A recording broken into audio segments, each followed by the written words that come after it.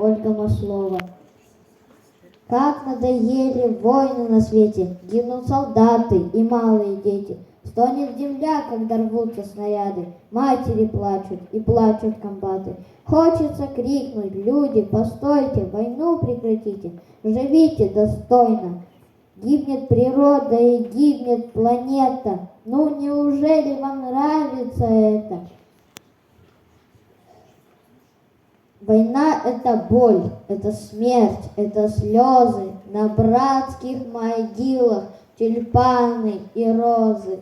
Над миром какое-то время лихое, где правит война, ни в кому нет покоя. Я вас призываю, нам всем это нужно. Пусть будет мир, пусть будет дружба, пускай солнце лучистое всем нам сияет, а война никогда и нигде не бывает.